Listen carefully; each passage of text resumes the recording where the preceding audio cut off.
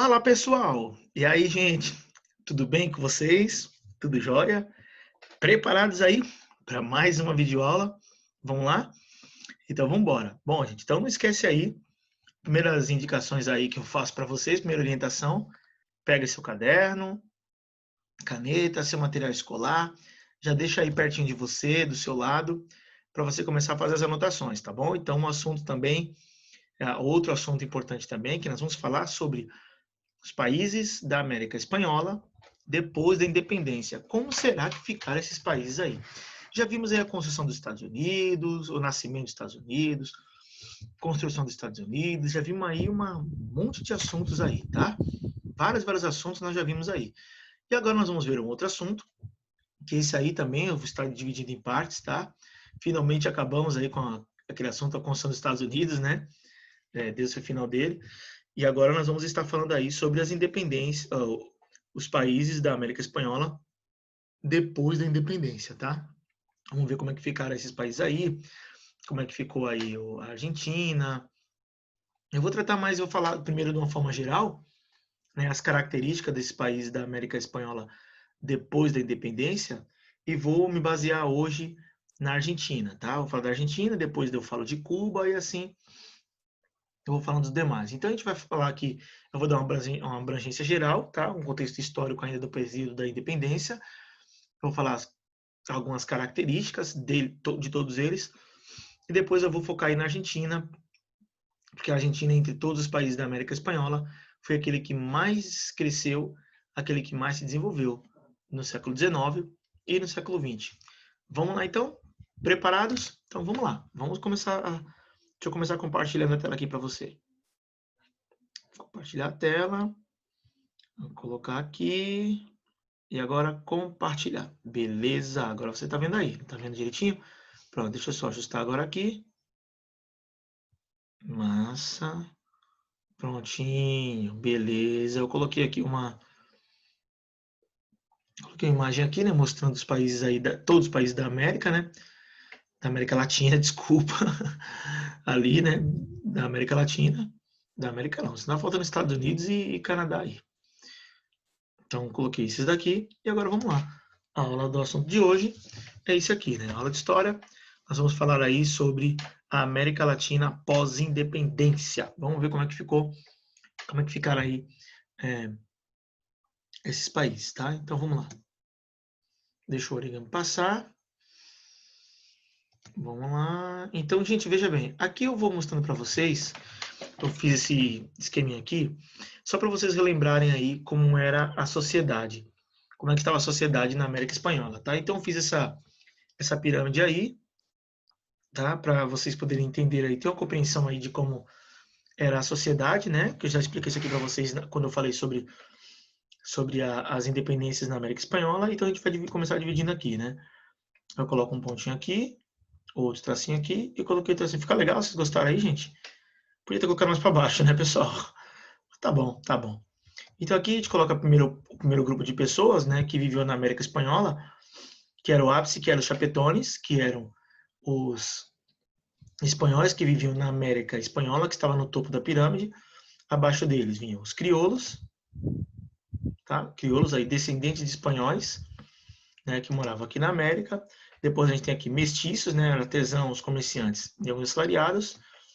E abaixo deles índios e negros, né?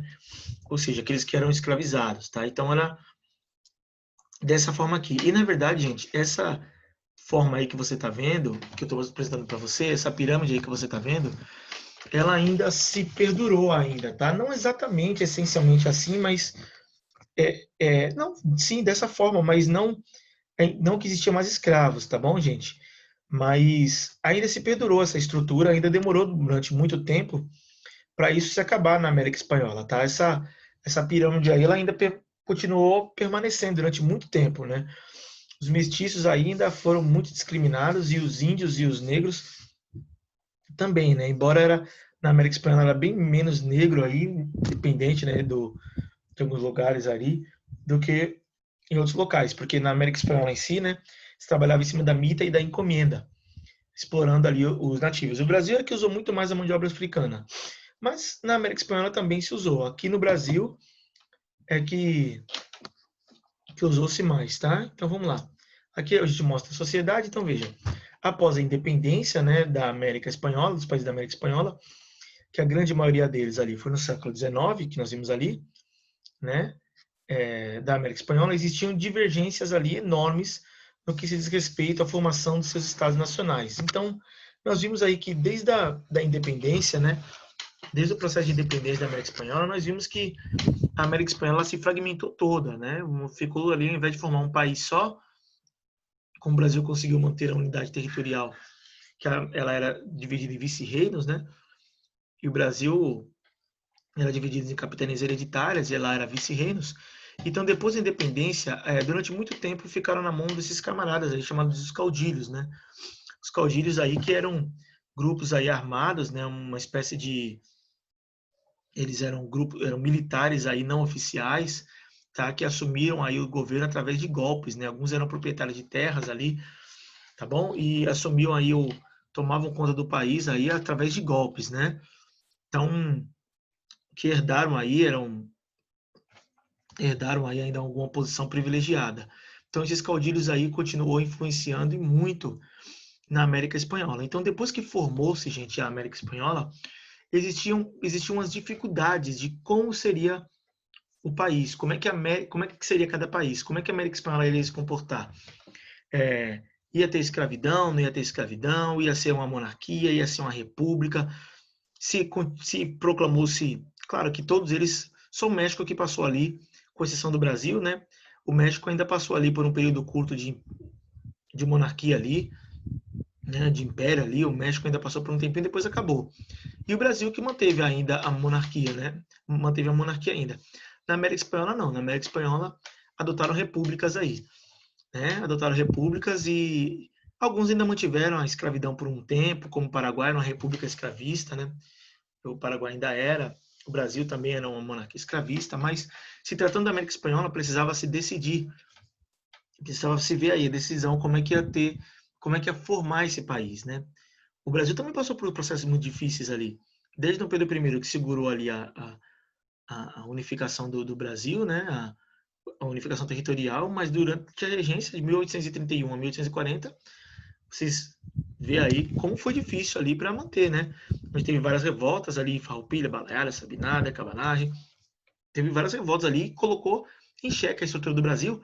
E na América Espanhola também era uma situação muito difícil. Existia dificuldades ali para manter bem ali a unidade territorial, tá? Não era fácil assim não.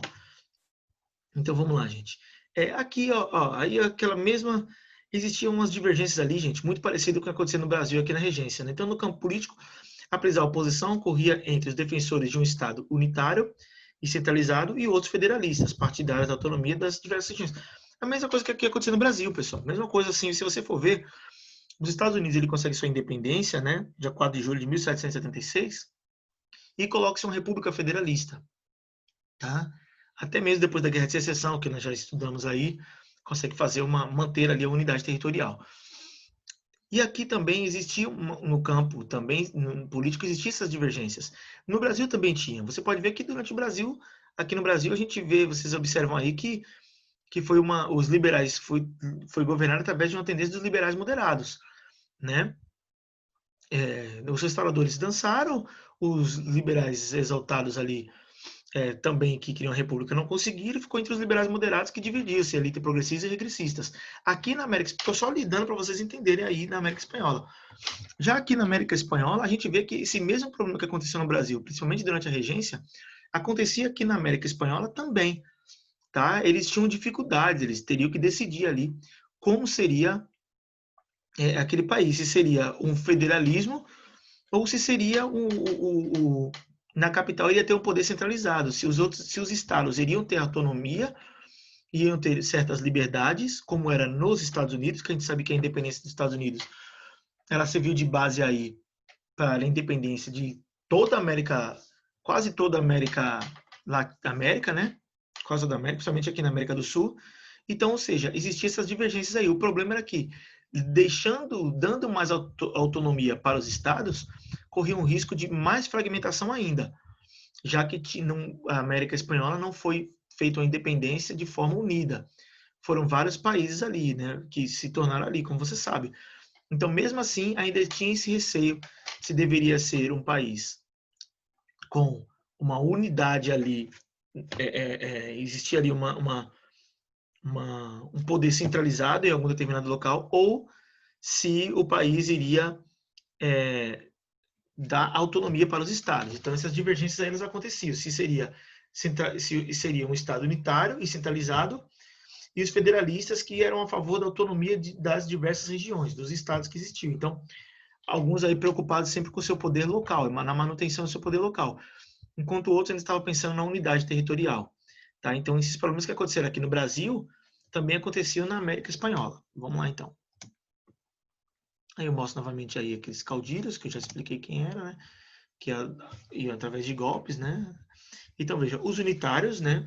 Aqueles que queriam o poder central unido, né? Percebiam que um dos principais limites para a plena consolidação do Estado era a resistência de grupos armados locais.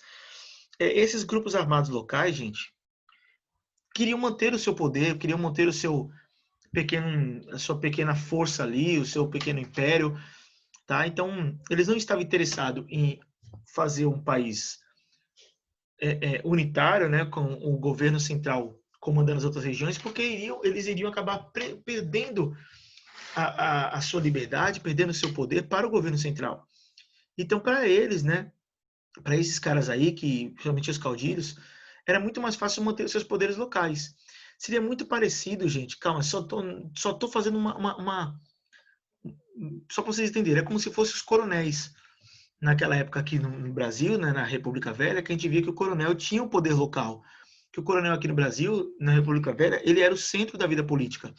Na América Espanhola, também existiam grupos que queriam a manutenção do seu poder, queriam manter ali a sua política, o seu pequeno reinado, né? Reinado, estou dizendo em forma de falar, o seu pequeno império ali na região, em detrimento dos seus interesses, em detrimento do poder local. Eles estavam preocupados na manutenção do seu próprio poder. Eles não estavam preocupados em si com o que ia acontecer. Eles estavam preocupados com a sua situação ali. Então, os unitários eles perceberam que um dos principais limites para a plena consolidação, né, dessas frágeis repúblicas que surgiram aí a partir do século XIX era a resistência de grupos armados locais, tá? Esses eram as principais dificuldades dele, né? Então, vamos lá. Deixa o origami passar. Abrir aí um slide. Então, veja. Esses grupos, né, liderados pelos caudilhos, defendiam interesses regionais, que eu falei para você anteriormente. Então, os caudilhos aí eram uma das maiores barreiras. Defendiam os interesses regionais e viam a unificação e a centralização do poder uma ameaça à sua liberdade. Ou seja, o que eu falei anteriormente, a unificação, passando para o poder central, seria uma ameaça ao seu pequeno império local. Esses caras aí que vocês estão vendo, os caudilhos, tá? Tudo cara feio, tudo bravo aí, que medo.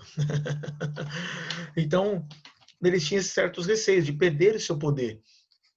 Tá? Então, eles eram contra essa centralização, eles eram contra ali, eles eram a favor, é como se fossem mais liberais, digamos assim, era como se eles fossem liberais, tá? Mas a preocupação do liberalismo de cada um deles era manter o seu poder local, manter o seu controle ali naquela região. E eles sabiam que, uma vez fazendo a unidade ali, unindo os locais, fazendo a unificação e uma centralização do poder, centralizando o poder, obviamente essa descentralização ela teria que acabar, né? Então eles não tinham aí nenhum tipo de interesse nessa centralização, não tinha de jeito nenhum, era ameaça à liberdade, né? Então vamos passar aqui.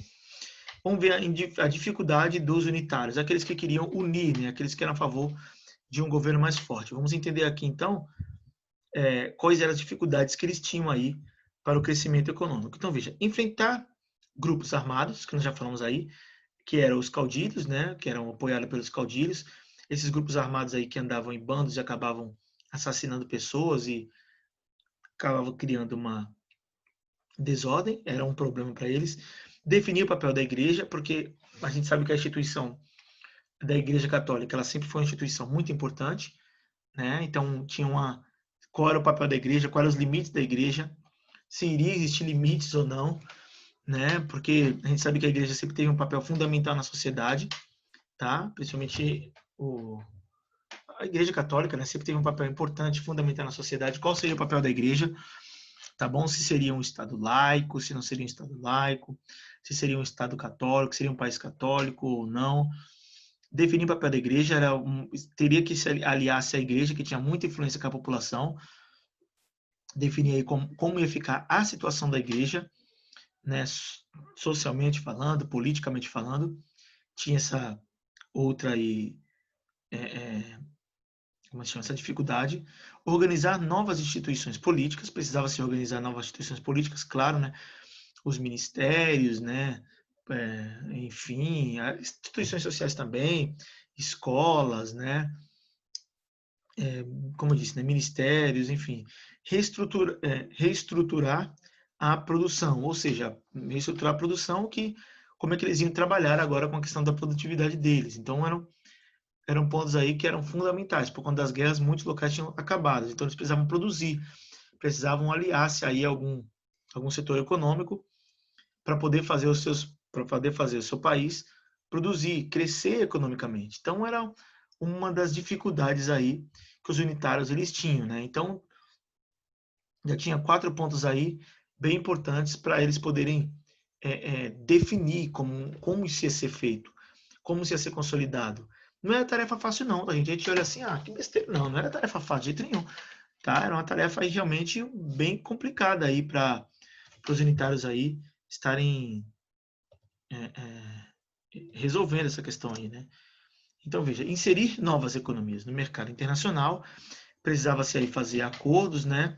Inserir novas economias no mercado, eles precisavam produzir para o mercado internacional, atender às demandas internacionais, entender qual era a procura do mercado internacional, o que eles estavam procurando e o que seus países poderiam fazer para poder produzir. Precisavam inserir essa economia, precisavam ter espaço no mercado internacional, principalmente aí com esses dois países aí, principalmente esses dois países aí, tanto os Estados Unidos como a Inglaterra, né?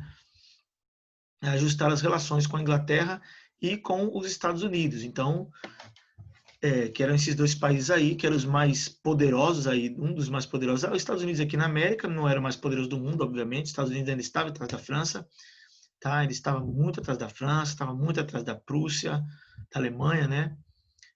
Desculpa, da Alemanha, enfim.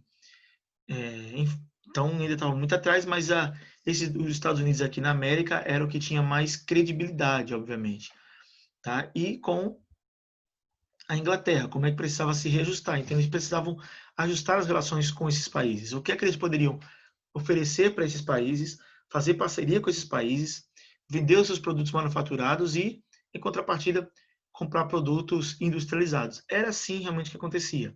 Tá, gente? Na verdade, depois da independência, gente, é bom a gente entender aqui que a situação social daquela pirâmide que eu mostrei para vocês ali, quando a gente tira ali os mestiços, os negros e os índios, eles continuaram marginalizados, tá? A gente não mudou nada, não. Nada mudou. Eu falei isso para vocês quando eu falei sobre a independência da América Espanhola.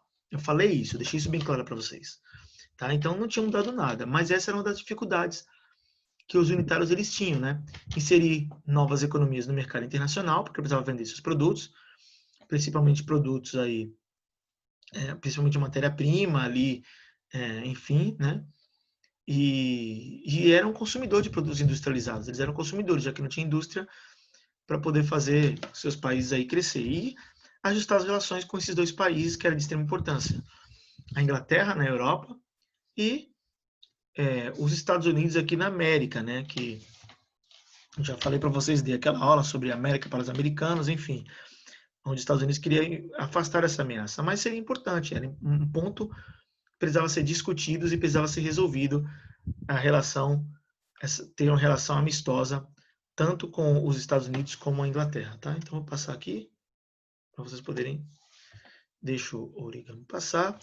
Aqui eu mostro uma imagem aí sobre a escravidão, né? A gente observa aí. Então veja, aquilo que eu falei no slide anterior, relações de trabalho. Veja bem, pessoal. Após a independência desses países aí, diversos países mantiveram a escravidão africana, né?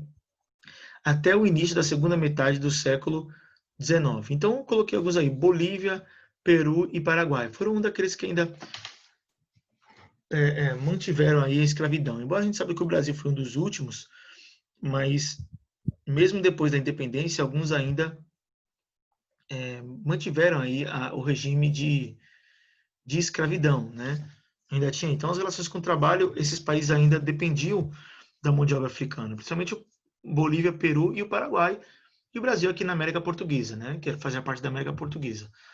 O Brasil, a gente sabe que ficou ainda na dependência da mão de obra escrava até o dia 13 de maio de 1888, né? E esses países ainda perduravam com a mão de obra escrava. Não era só a mão de obra escrava africana, tá, gente? Existia também a mão de obra escrava indígena, o problema é que os índios foram quase dizimadas, né? Mas o que fazia aí? Então, ó, após a independência, diversos países mantiveram a escravidão africana até o início da segunda metade do século XIX, até aí 1851, até o início até 1851, enfim. Bolívia, Peru e Paraguai foram um daqueles que ainda, mesmo assim, mantiveram a escravidão africana. Por isso que eu falei para vocês no anterior, que como é que se chama? O Paraguai era uma república, mas era uma república escravista. Por ser república, não significa dizer que acabou com a escravidão. Não tem nada a ver. Tá? Não é bem assim, não. O Paraguai era uma república, embora em uma escala bem menor do que no Brasil. Sim, uma escala bem menor do que no Brasil, tá? Então, vamos passar aí. Então, veja, aí a gente vê eu coloquei algumas imagens aí de alguns indígenas no Peru, tá? Então, com os indígenas, a mão de obra sobre eles continuou a ser intensamente utilizada ali no Peru, né? Então, no Peru não, né? Na América Espanhola em si. Ainda continuou muito a ser utilizada, ainda como se fosse naquele esquema que nós vimos entre a mita e a encomenda, tá? Então, muito parecido com o que acontecia entre a mita e a encomenda. Então, veja, grandes proprietários rurais apossaram-se de terras indígenas, o que levou à dissolução de comunidades indígenas. Eles iam aí apossando-se dessas terras e aqueles indígenas que resistiram aí, lutaram bravamente contra a dominação espanhola, resistiram à escravidão, aos açoites, aos espancamentos, né? Esses nativos que resistiram ainda aí a todo curso, com toda a força contra a dominação espanhola, agora passaram a ter como seus carrascos aí seus próprios conterrâneos, né? Seus próprios conterrâneos, aqueles grupos que lutaram ali em favor da independência, agora apossavam-se aí das terras indígenas aí e eles foram excluídos aí a reservas aí vivendo abaixo da linha da pobreza, né? Os próprios donos das terras passam agora a viver abaixo da linha da miséria, porque os grandes proprietários rurais, aos poucos, eles iam apossando-se desses territórios aí, como se fossem seus, o que de fato não era deles, né? Mas a situação dos indígenas ficou realmente desastrosa. Então eu já mostrei para vocês, gente, quais eram as dificuldades que existiam. Calma, ela não acabou não. Tem muita coisa para a gente ver ainda aí. Então eu já mostrei para vocês, gente, a situação dos indígenas como estava, né? Já vimos aí a problemática que existia dos países que queriam um país unitário, né, com poder, um governo forte ali no poder centralizado e não poder descentralizado. Falei sobre as questões econômicas que precisava se reajustar às condições com os Estados Unidos e com a Inglaterra. Então a gente vê aí uma série de situações que precisavam ser ajustadas. Para ver, gente, é difícil fazer um país, tá? Não é fácil não, é bem complicado, tá? Não é fácil mesmo. Vamos lá então. Inserção no mercado mundial. Então vamos lá. Veja, gente, duas características. Deixa eu logo mostrar essa imagem. A gente vê aí, ó, uma forma de trabalho, né, que ainda era utilizado, né, na época ainda da mita e da encomenda, que eles ainda eram os indígenas ainda trabalhavam como escravos, né? Era bem assim que eles trabalhavam. Então, veja, a inserção no mercado mundial. Duas características duas características que eu coloquei aqui. Deixa eu corrigir isso aqui, gente. Marcaram aqui, eu coloquei o que aqui? Não sei nem o que eu coloquei aqui. Só um minutinho, gente. Marcaram. Lá vai eu errando de novo.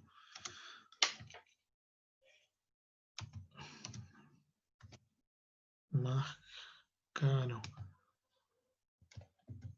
Pronto.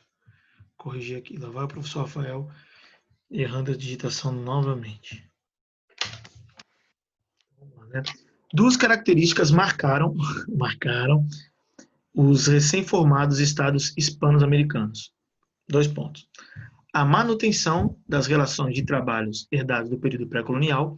Como eu falei para vocês, eles estavam excluídos aí da situação, então marcaram ainda... gente, a manutenção das relações de trabalho herdadas do período colonial, por isso que eu coloquei essa imagem aqui para vocês, aqui embaixo, tá? Foi uma das coisas que marcou aí. Esse processo de trabalho ainda continuou, essa forma de trabalho, não exatamente desse jeito, mas marcou bastante. E aqui a gente pode observar e a adaptação das economias aos interesses e à lógica capitalista internacional. Século XIX. Então, veja, duas ficaram aí caracterizadas. Deixa o origami voltar. Volta aí, origami. Isso. Uma era a relação de trabalho, herdados do período colonial, marcaram aí. E outro também que marcou bastante foi justamente como lançar esses novos países teriam que agora se adaptar aos interesses e à lógica, a dinâmica capitalista internacional no final do século XIX. Então, teria que aí ter lançar o seu país, como eu disse, no cenário internacional. Então, foram duas condições aí que ficaram bem claras. Então, veja, né? Esses novos países, né, essas novas repúblicas que tinham aí, eu coloquei somente o Tio Sam aí dominando a América, né, mas claro que tinha a Inglaterra também. Mas não quis colocar duas imagens, então deixei somente essa mesmo. Tá? Então, veja. Esses novos países dispunham o que eles tinham? Terras disponíveis para o cultivo, dispunham de terras disponíveis para o cultivo, tá? Mão de obra farta e barata. Bom, terras disponíveis para o cultivo era para eles poderem, que eram essas terras aí disponíveis para o cultivo, era para eles poderem ser exploradas aí e fornecer para o mercado internacional. Tá? Mão de obra farta e barata, que era o que essas potências... Deixa eu colocar para cá para você poder me ver melhor. É o que me apoia aqui na mesa. Então, que as potências internacionais eram o que eles procuravam, na verdade, procuravam não, procuram, né? Até os dias de hoje, né? Mão de obra farta e barata, é o que eles procuram até hoje, né?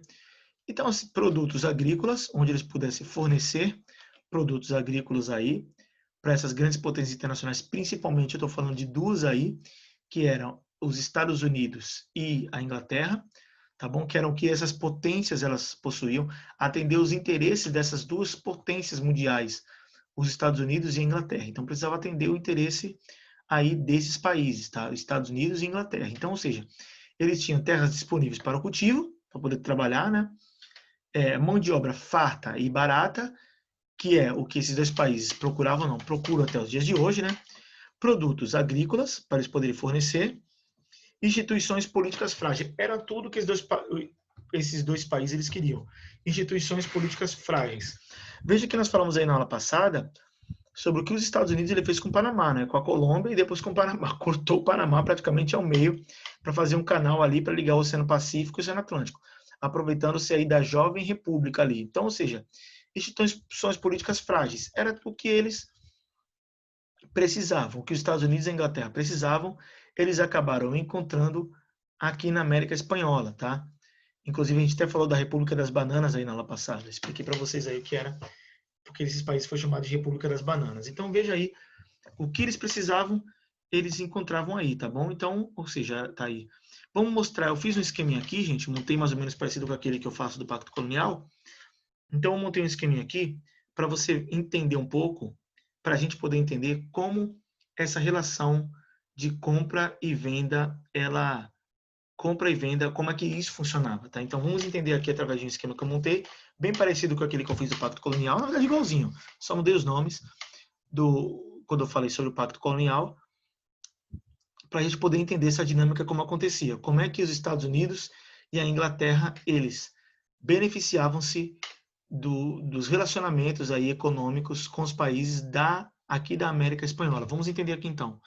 Então eu começo colocando aqui aquele mesmo processo que sempre faço, América Espanhola, e aqui Estados Unidos e Inglaterra, tá bem? Estados Unidos e Inglaterra. O que é que a América Espanhola agora fornece para a Inglaterra? O que é que eles fornecem agora? A matéria-prima, né? Fornecem matérias-primas, né? Era o que a América Espanhola aqui fornecia para os Estados Unidos e para a Inglaterra, a matéria-prima. Daí que vocês estão vendo, em contrapartida, os Estados Unidos e a Inglaterra forneciam para esses países, agora não era mais produtos manufaturados, agora já eram produtos o quê? Industrializados, tá? E já forneciam para eles produtos industrializados aí. Só que a América Espanhola, eles mandavam a matéria-primas com preços muito baixos, tá? Então tem uma setinha ali com preços bastante baixos ali, uma setinha apontando, e os Estados Unidos e a Inglaterra mandavam produtos já com preços mais altos. Mandavam produto para a América Espanhola. E aí eu coloco aqui para você divulgar bem, copie esse esqueminha aí no caderno de vocês, que pode ter certeza que isso vai ajudar você bastante, tá?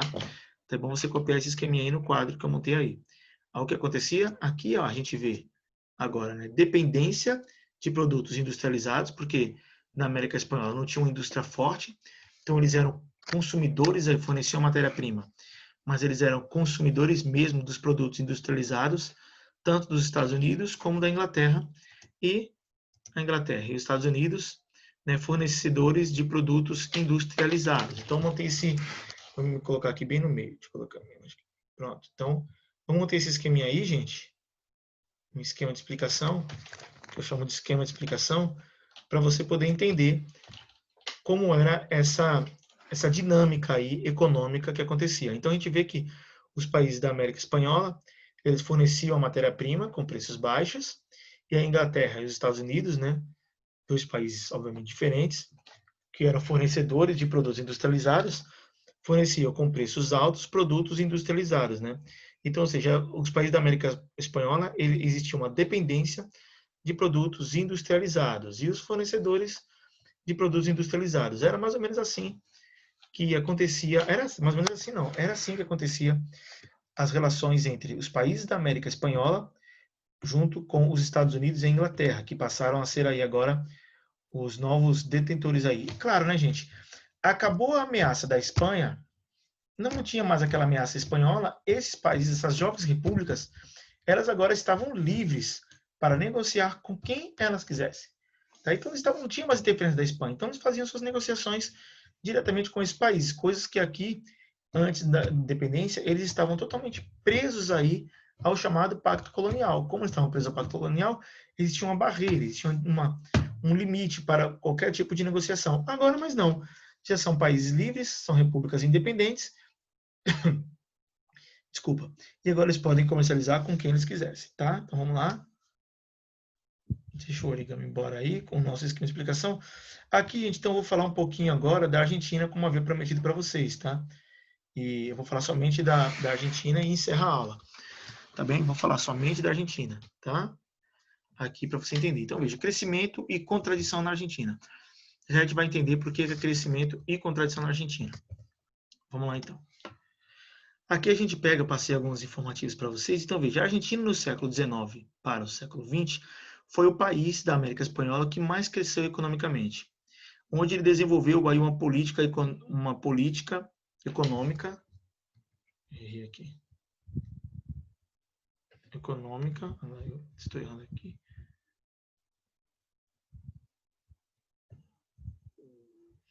a barriga está roncando já. Então, ele desenvolveu aí uma política econômica de estímulo à produção. Aí tá aí, né, a Argentina, né, uma imagem aí da Argentina, tá? Então, foi aí o que a Argentina, então, no século XX e XIX, foi o país que mais cresceu economicamente, desenvolveu uma política econômica de estímulo à produção. Então, a Argentina, de todos os países da América Espanhola, foi aquele que mais cresceu. Então, aqui a gente vê, deixa eu sair da frente aqui, principalmente na produção de grãos, tá? Assinou acordos internacionais aí que aumentava sua participação no mercado de grãos e abriu o mercado internacional de carne aos produtores argentinos. Então, a Argentina ela tinha já começava aí com uma dinâmica bem diferente aí dos outros países, tá? Então, e esse crescimento da Argentina, tá, gente? Esse crescimento da Argentina produzindo aí grãos como milho, né? Ele ajudou muito a vir uma grande quantidade de imigrantes para a Argentina, tá? Esse crescimento aí foi tão bom, tão intenso, o crescimento da Argentina, que ele, no século XIX aí, ele apontava como uma das maiores, 19 para o século XX, a Argentina apontava como uma das maiores economias do mundo. Era um país promissor para ser uma das maiores potências do mundo, a Argentina, tá? E por conta desse crescimento, muitos e muitos imigrantes foram para a Argentina, muitos italianos. E esses imigrantes que foram para lá, principalmente italianos, ele quadriplicou a população argentina no século XIX, tá? Quadriplicou mesmo aí a população da Argentina. Era um país muito promissor, tava tudo para dar certo, tá? Tudo para dar certo ali na Argentina tinha. Mas nós vamos ver daqui a pouco os percalços aí que existiam. Então veja, o sucesso dessa política econômica garantiu nas décadas de 1870 e 1880 o crescimento na produção nacional de grãos, né, como já falei aí, de milho, enfim, e na organização da pecuária, né, bovinos e ovinos da pecuária aí. Então, a Argentina tinha um crescimento realmente assustador, um crescimento muito forte, tá? Que era para deixar qualquer novo país aí com inveja, tá, gente? Era de dar inveja aí nos novos países. Enquanto isso, o Brasil não chegava nem perto do que estava acontecendo aí com a Argentina. Só arrumar meu slide aqui, tá, gente?